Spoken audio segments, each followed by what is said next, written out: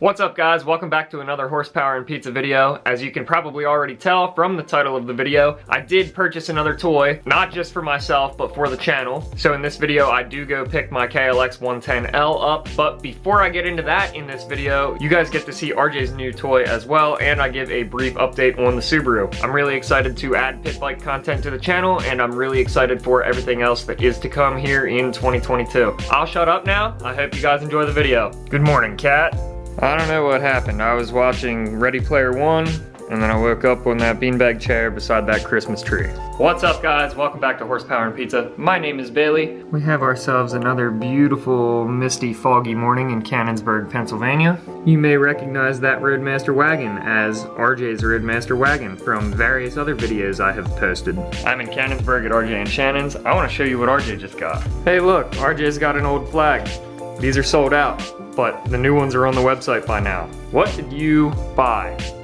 The two-stroke mid-80s Honda scooter. It's actually a blast. So it's super slow, like really slow. 40 on flat ground, like pinned, screaming. But it's an absolute blast. It's got some little cosmetic stuff that needs to be fixed. I mean, everything, it rides fine. It's got a ton of power. But yeah, no, it's cool. Picked it up from a guy on the North Shore who is a Honda scooter enthusiast. He's got this that he bought as like his scooter for his wife. He's got what's called a big ruckus that I've never heard of. It looks like it's in the same style as a ruckus, like it's got the exoskeleton frame and the two big headlights, but instead of a 49cc, it's actually a 125, and I've never heard of it until he showed that. That's pretty neat. And then he, most recently for his wife, bought a lowered and stretched ruckus with a worked motor. So he was like, we used to use this to just bebop around the city, but we don't anymore. I was gonna let this go, and then he said it twice, so now it needs addressed. This man said that this guy is a Honda scooter enthusiast, but he also said that he has a wife. So now I am questioning where I have gone wrong in my life. But no, I mean, it's your pretty standard, straightforward thing. You know, it's got some bumps and some bruises. The paint is like somewhat nice. I mean, it needs to be buffed, it needs to be taken care of. But I mean, Fraser ceramic coating. George, get in there. I showed George this yesterday, and George goes, we need to buff it. I was like, listen, this is 45 seconds of work for you, so if you want to buff it, go ahead. So, I mean, little things like, obviously somebody dropped it, so like this needs to, I need a new one of these. This up here must have been the same thing. This, they tried to like glue it back together, I guess. But I'm gonna try to see if I can't find a new top piece for this. But I mean, this is awesome. The graphics are still absolutely fantastic. I love this. I washed it. This is so cool. It's just like, and so the goal for us, and so just so everybody is aware, these are passenger decks. It's intended to have passengers. So like seat 1, seat 2. So Shannon and I are going to, in the summer, run around our local Canonsburg and potentially drive by Barnes Brothers Motorcycles located at 589 West Pike Street, Canonsburg, Pennsylvania, 15317. And that's a good cut, because here we go. Y'all are gonna have to wait at least another year for rally car content because the Subaru did pass inspection again. So update on that, if you have seen the videos where I was fighting the wheel speed sensor issue, it was OEM hubs that it needed. So Bucher and I threw OEM hubs in. Still didn't want to read wheel speed sensors. So the code that the car was throwing was for the passenger side rear wheel speed sensor. Threw another sensor in, now it's fine. Weird. I have all these other cars that you would think would freak out using like aftermarket and cheap parts. They don't care. The Subaru cares. So dumb. So we're gonna jump to Barnes Brothers like RJ said, and that's today's video.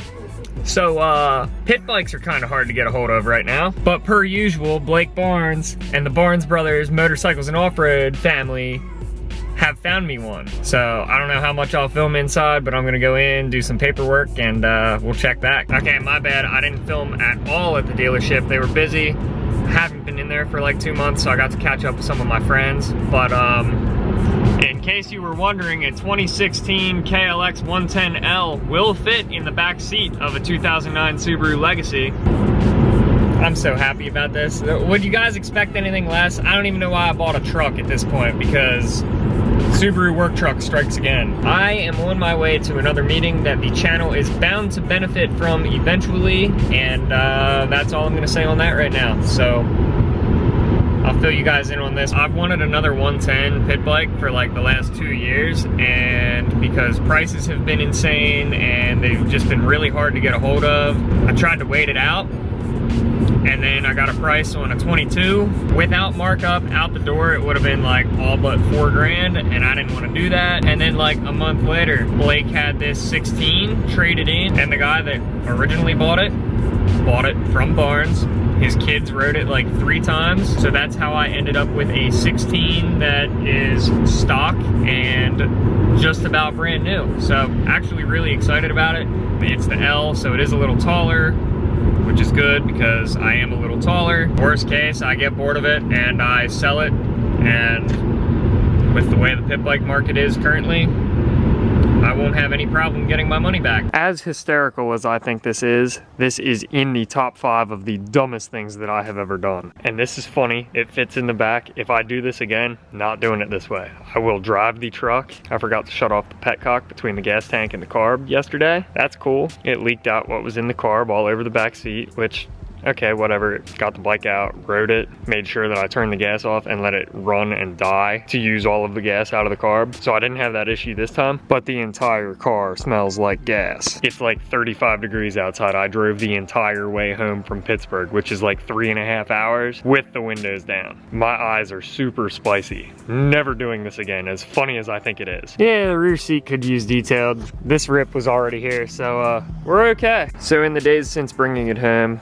all I've added so far are the Barnes Brothers fender stickers that Blake gave me, and I threw some of their logo stickers there. I'll be getting number plate graphics made probably soon. Eventually I'll get a full kit with shrouds and fenders and everything else. I'm still waiting on the logo to be made for my new business, so I'm gonna wait until I have all that done and I'll get graphics made on that business. I feel like I keep teasing that on a couple videos and I'm just not ready to release that entirely, but I promise that's coming in the next couple of weeks or maybe a month or 2.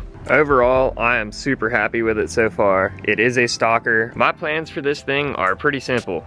I'm gonna throw graphics on it, I'm gonna throw tall bars on it, and I'm gonna ride the hell out of it with my friends. A lot of the kids I grew up racing with, none of them race anymore either, but they all started collecting pit bikes again. KLXs and CRFs mostly. I think there might be one TTR thrown in there. I'm excited to ride the CRF and the TTR. I had a TTR 50, I loved it. That was electric start. My other KLX110 was not electric start, but this one, however, is. I like the electric start, it's kind of cool. I'm excited to ride the CRF because they are fuel injected. I'm kind of surprised Kawasaki didn't go that way yet because they've only been making them for 20 years at this point. But no, I plan to keep it simple to start, just bars and graphics. Eventually I'll do exhaust. Comment below, let me know what exhaust you guys want me to run. I'm kind of leaning towards the Yoshimura RS2, the carbon one, but I've always run FMF stuff, so I know what I'm getting if I buy FMF. Let me know what you guys think. It's gonna get all sorts of billet stuff here, there, and everywhere. And it's only getting billet stuff everywhere because I'm developing that stuff and I'm going to make my own aftermarket parts, and I'll be making aftermarket parts for anyone else who would like them as well. Super excited to kind of get back into the moto world a little bit. Fun way to get back into it with my friends without getting super involved and invested in it. If this is the first video you've seen, I would really appreciate it if you subscribe. There is so much more content to come. Pit bikes, sketchy kart, drift cars, all sorts of BMW stuff, as well as all the manufacturing stuff and the travel stuff that my friends and I do. I want to thank you guys so much for watching. Peace out. Build it for you.